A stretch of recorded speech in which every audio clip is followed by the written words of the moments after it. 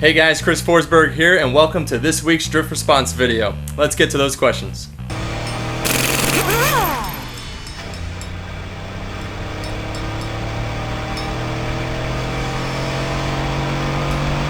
Alright, first question is from Flutter. Ryan, what kind of coilovers do you run in the Pro Car, and do you recommend the WiseFab kit for someone that is learning how to drift? I run the BC Racing ZR series, the 3-way triple adjustable shocks in the Pro Car. And then I run BC Racing BRs in the Missile car, the 1JZ car, and I would definitely recommend the WiseFab kit for someone that's learning how to drift. It is a super good kit. It's really easy to use. It has good feedback. It has good feel, and it feels awesome, and you can drive in some mega angle. First up, we got Alberto Requero. I see that you still keep the oil-water heat converter. Why? And will you connect the throttle body water lines? Now actually on most of our builds, and even this one, we remove all the factory water oil cooling systems because putting on an aftermarket setup like a Mishimoto oil cooler is always going to be better in the long run.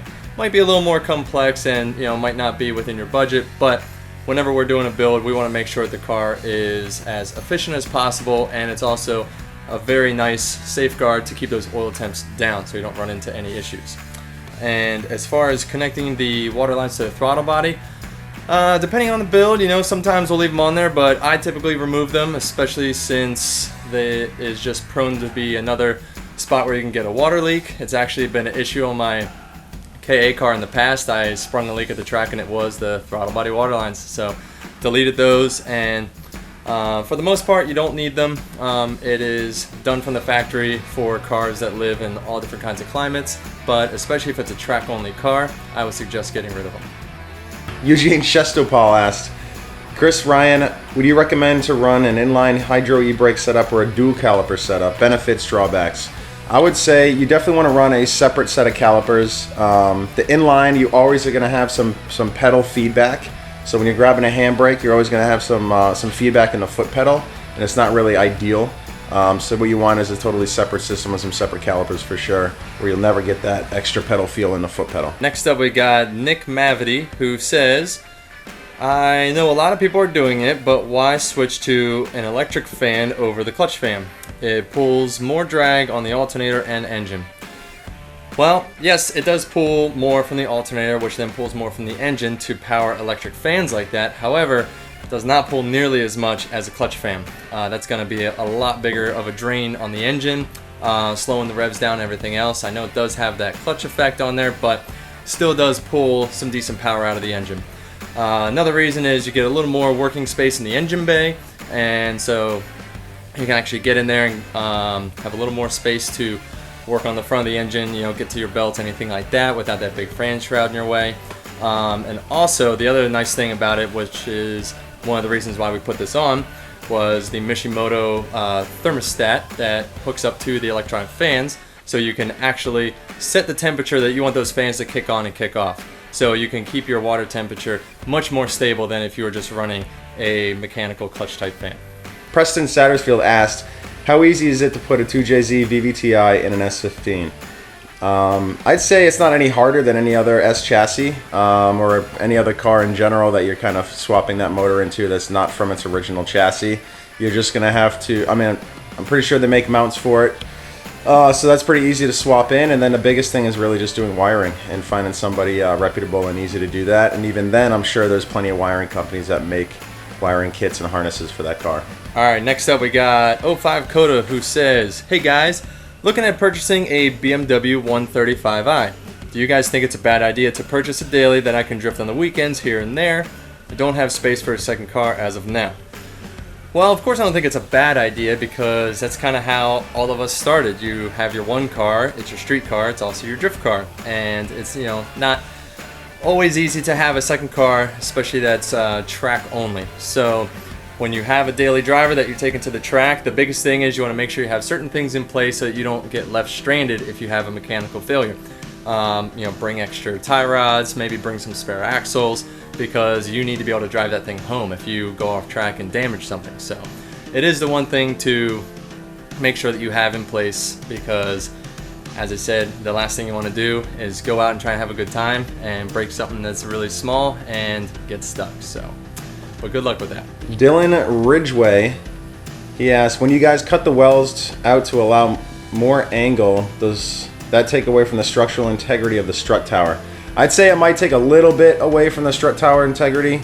Not much. That stuff is just sheet metal in a lot of newer cars. That's kind of filled in with plastic nowadays anyways. So on newer cars, it's not that big of a deal. I'd say any older chassis, like older S13s and 14s and Corollas and stuff like that, maybe it'll take a little bit more integrity out, where you maybe want to just put a little bit, a brace on there or something if it's needed. You'll definitely get the strut towers do flex a lot more than you think they do. So, tightening that area up wouldn't be a bad idea in general. All right, next up we got DJ DS3 who asks, what car do you think will be the next 240 now that 240s are getting more expensive? Well, see, it started with the Corollas. They started to get rare and expensive, and then everyone started to move away from them. Now it's the 240s. They're getting rare and expensive. So, yeah, the next car, I would say, would be a Nissan 350Z. It sounds like it would be expensive, but they are about 15 years old now, and so you can get your hands on one for relatively cheap. And they have great drivetrains, great engines, so they make enough power so you don't have to do an engine swap as soon as you buy the car like you do with a 240. And with that, like I said, you have a nice strong drivetrain, so the transmission's good, diff, axles, you're pretty much ready to hit the track.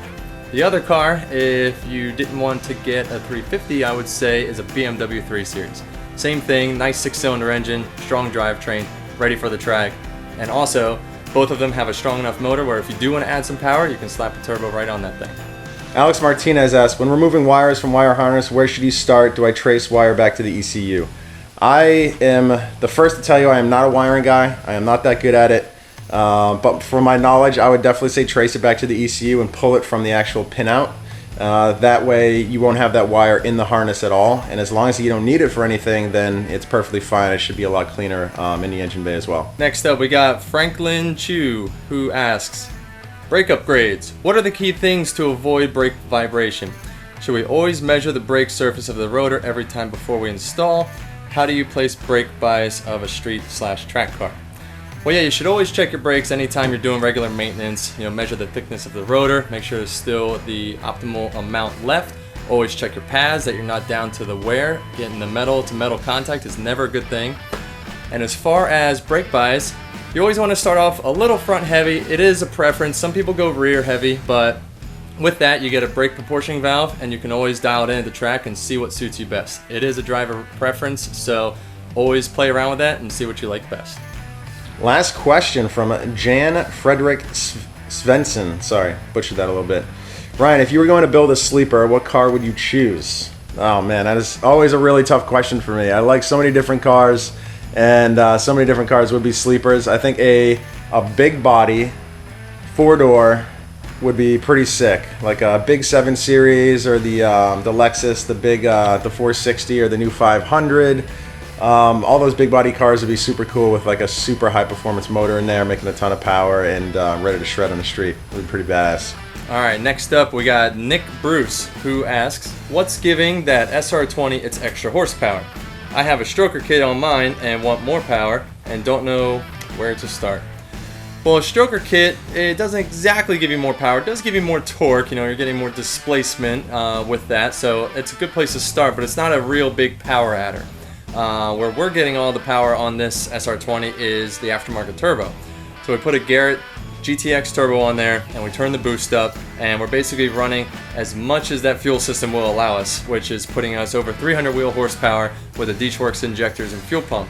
And if we wanted to go more than that, we would want to start getting into a built bottom end anyway, so it's a nice little safeguard so you don't keep pushing that boost trying to make 400, 500 wheel horsepower, which has been done, but it's just a ticking time bomb at that point. So a nice steady 350 wheel on a stock SR20 will last you all day. All right, guys, that is it for this week's Drift Response. Thank you all for tuning in to the latest episode, and make sure you stay tuned to Network A and keep posted on our progress on Drift Idiots S14, and keep drifting fun. See you guys soon.